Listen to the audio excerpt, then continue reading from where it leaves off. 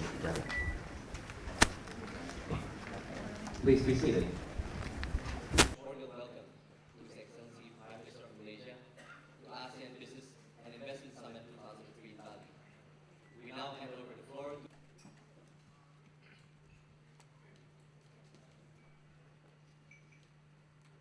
Excellencies, ladies and gentlemen, great leader that needs no introduction. Malaysia.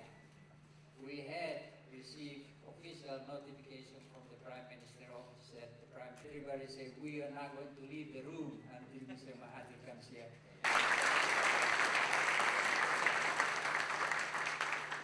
So instead of getting the usual cue.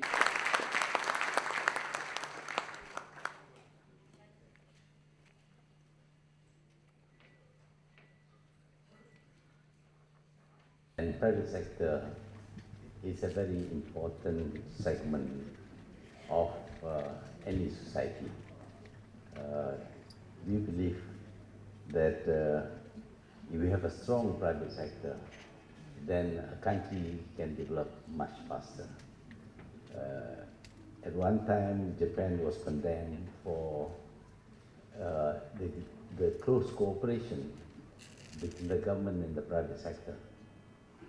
But we decided that close cooperation between the government and private sector is in fact very good. It will help to develop the country, so why not? So we actually decided to have Malaysia incorporated.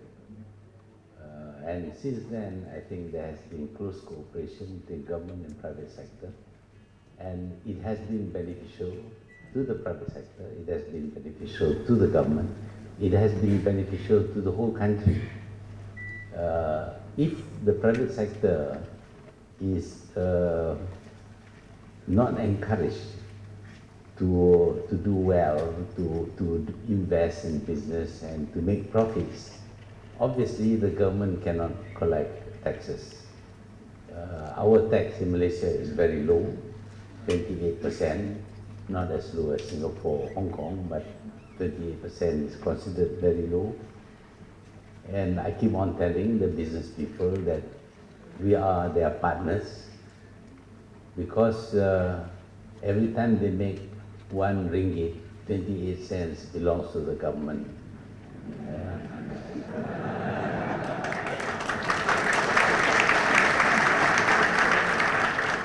No money to be invested by the government.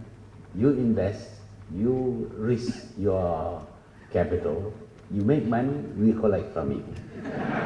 Cooperation between the private sector and the government. The government must be business friendly because not being altruistic entirely, actually it's not altruism. It's just that we want you to be the goose that lays the golden egg. We will feed you so that you keep on laying golden eggs and we collect. Good treatment from the bureaucrats. And the bureaucrats too, we have told them that your pay is actually being paid by the private sector, not by the government. Government has no money, unless of course we decide to print money. And you know what happens when you print money. It has no value at all. And see, so we tell bureaucrats that when you help the private sector, you are helping the government to earn more money and subsequently will revise the pay and increase your pay. This is something that sometimes bureaucrats fail to understand. And they think that they should be antagonistic in confrontation with the private sector. I used to run a medical clinic before, a private clinic, and I have quite a lot of patients who come to see me, and there were so many of them that they encroach on my meal time, my lunch time. I employ a young boy to give out the numbers to the patients so that they come in one by one in proper order. One day he told me He was so very happy. He said he chased away all of that. I asked him, why do you chase away from them? Because you have to eat your lunch. I said, look, your pay is being paid by them. You chase them away, I will not pay you.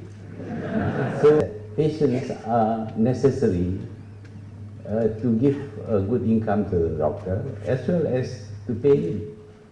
So civil servants, I think, understand the need to help the private sector and ensure that they succeed. Unfortunately, we have people who will accuse us of cronyism. Who is a crony? Anybody who succeeds is labeled as a crony. The number of friends who fail for the money. Of course, they are already successful, but we want them to be even more successful. For our appreciation of His Excellency's presence today, we would like to present a souvenir as a token of our appreciation. You know, Pa Mahathir is leading his office, and we would like, on behalf of the participants, to just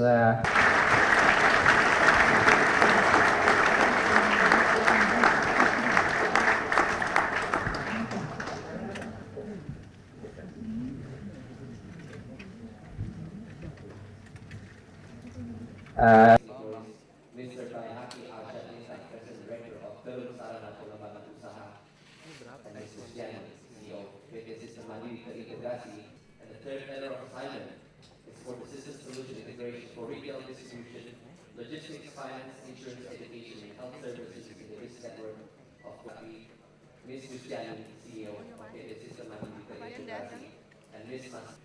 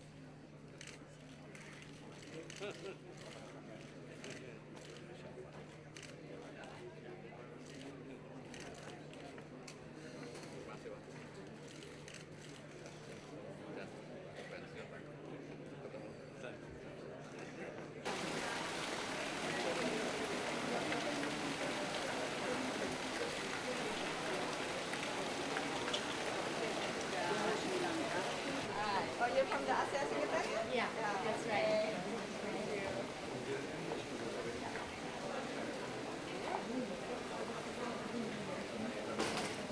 Baik, lihat Anda di CNN. Kita nih udah single market sekarang. Bukan 2020 itu bukannya itu apa? Asean Economic Community Vision 2020.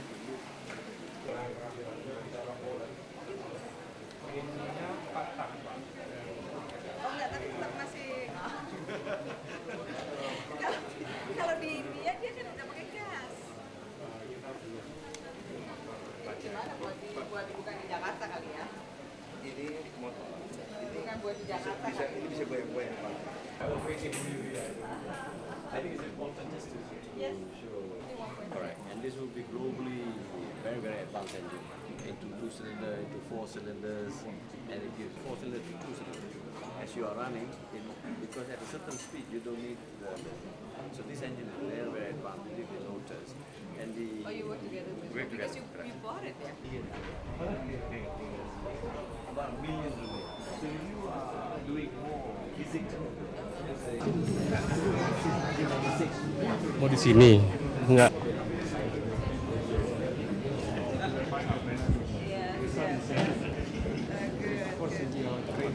Yuk. Iya, makanya.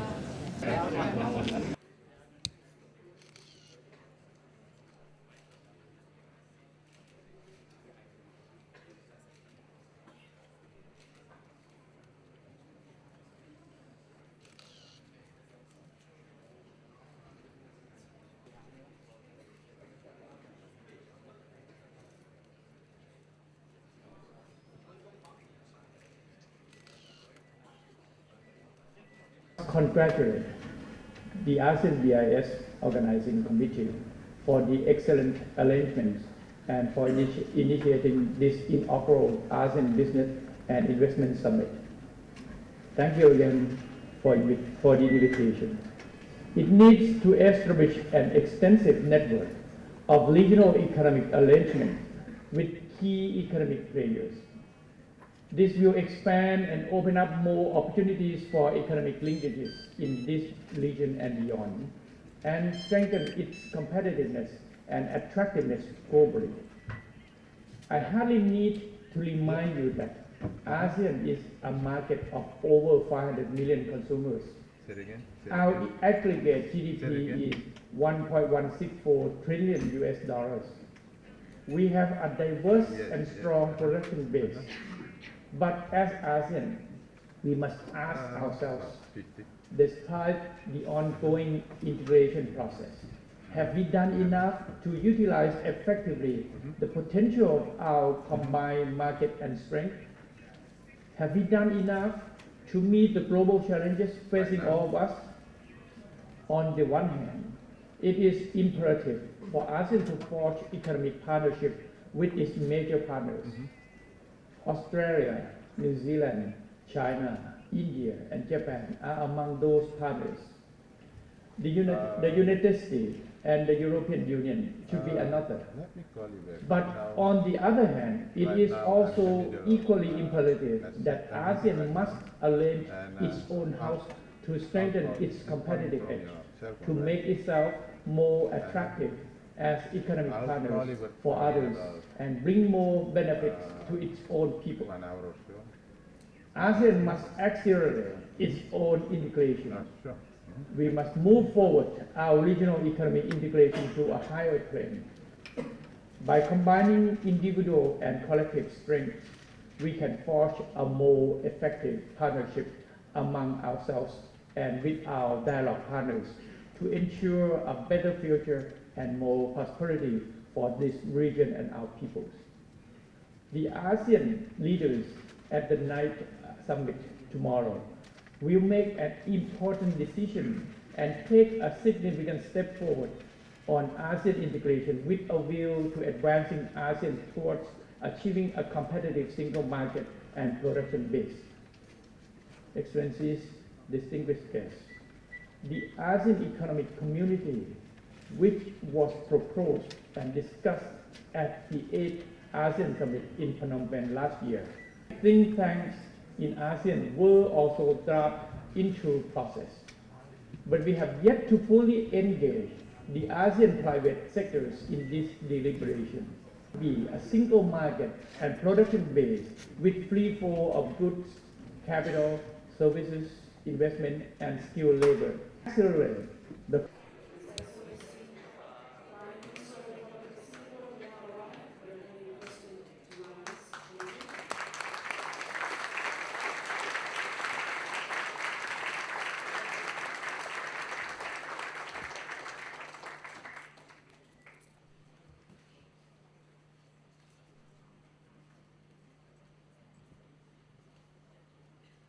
His Excellency Prime Minister of the Republic of Singapore at the ASEAN Business and Investment Summit 2003 Bali.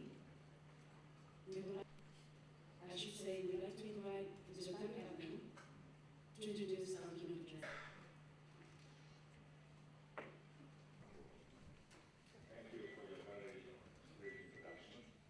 Platform for political and business leaders to discuss the challenges facing our region and a common strategy for building a better future. This year is the 10th anniversary of the ASEAN Free Trade Area. During these 10 years, the global trading landscape has changed dramatically. The North American Free Trade Area, or NAFTA, came into effect in 1994. It links the world's largest economy with its northern and southern neighbors. In 1995, the World Trade Organization was established. In 2001, the heads of state and government of the American continents endorsed the first draft of the Free Trade Area of the Americas, or FTAA, far from an integrated market. Why is this so? Some officials argue that ASEAN's tariffs with the rest of the world are already low. There is therefore little need to make use of intra-ASEAN preferential rates. But businesses give us a more troubling reason. It is too costly to apply for preferential tariffs in some ASEAN countries. Companies would rather pay more than put up with red tape and delays that they would encounter if they applied for preferential treatment under AFTA. There also remain many non-tariff barriers. Products have to comply with a bewildering range of standards, which vary from one ASEAN country to another. Let me cite just two examples. First, take how we define the weight of a bar of soap.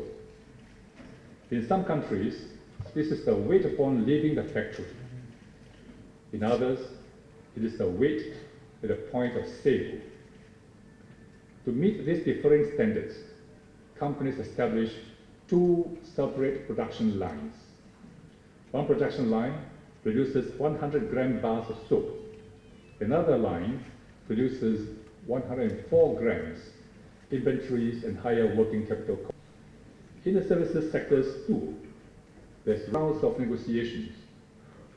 This has not resulted in substantial, as the linkage between services and manufacturing is deep and synergistic. Foreign equity limits constrain freight forwarding companies, need effective movement of voice and data. Telecommunications, no truly pan-ASEAN telecoms operator. Another example, across ASEAN, there's a big need for infrastructure improvements, venture partners. Trade liberalization is inherently difficult. It requires all of ASEAN to tougher.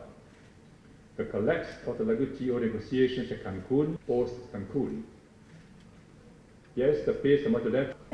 It would be a mistake to think that global trade liberalization will come to a halt and ASEAN can now relax.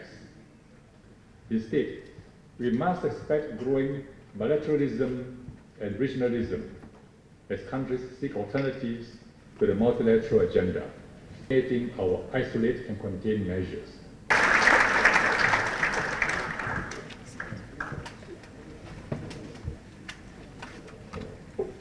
Yeah, as promised, the ASEAN leaders tomorrow. The key is not so much the framework which we have, As you all know, the U.S. Treasury Secretary last month went to visit Beijing and also he went to Phuket to try to push the idea of flexible exchange rate. And would like to see the Chinese government revalue yuan and also the Japanese government revalue Japanese yen. What do you think our reaction should be in ASEAN, considering that our economic performance depends so much, on the U.S. growth? That's number one question. What is actually the Singapore position on the single currency unit for ASEAN? Thank you, sir.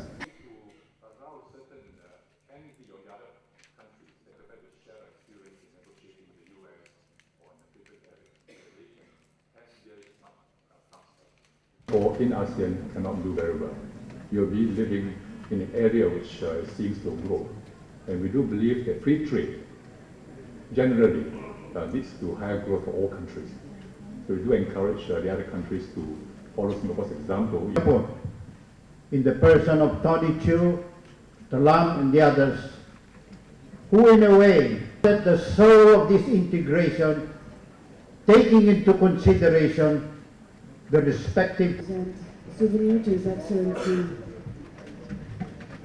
Prime Minister of the Republic of Singapore as a token of appreciation.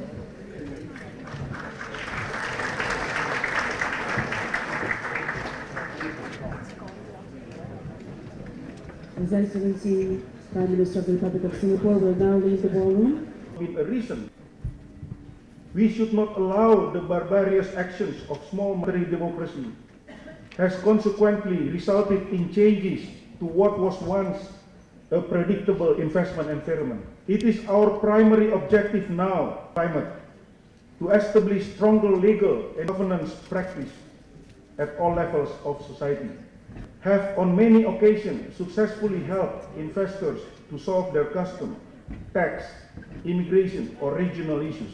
There are still many attractive prospects that will yield positive returns as Asia rebounds. New investments will not bring quick results under the present conditions. Will also be required to stimulate growth in the. Consequently, we strongly believe that new investment of any size, as well as the expansion of create new employment opportunities. The President will chair the team, which will be comprised of key ministers, coordinate and strengthen our national efforts to promote investment, improving legal certainty, facility at the Investment Coordinating Board in order to expedite investment approvals, improve the coordination mechanism with related agencies and levels of the government. We have reasonable macroeconomic stability now. The government's white paper on our exit from the IMF address and the commercial courts. The Investment Coordinating Board, BKPM, is directly responsible to complete 4 activities in our exit plan and exports and operationalize the One Roof facility on the investment negative list. Compromising the highest level of government authority, the Investment Coordinating Board is trying to re-centralize its authority by the transfers of approvals from line ministries and simply all licensing approvals. We are responding to this. As a result, the President approved this concept last November to allow for all licensing approval to be located within BKPM to expedite processing of investment documentation.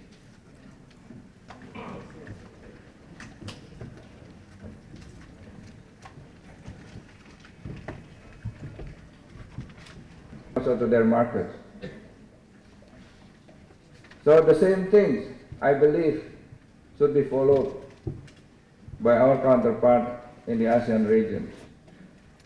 Because if one bank in one country in ASEAN collapse, then it spread the jittery wave among the businesses and the investment. So this is what I'm trying to say, that in terms of business investment, we are unified and integrated already. Only the governments which is still not really integrated. So again, in simple terms, what happened was the loss of confidence. And the state-owned enterprises in Indonesia play a key role. What we need is the good governance. We put in the governance structures, whether it is in the corporation or in the government office or in the public sectors. It is very costly for us when we bail out our banking system. But at this moment, I can guarantee the crisis like in 1997 will not happen again in this country. Because most of the banks now owned and run by reputable international banking institutions. And also, the same thing happened to the less degrees to other sectors of state-owned enterprises. But the principles of good governance still intact.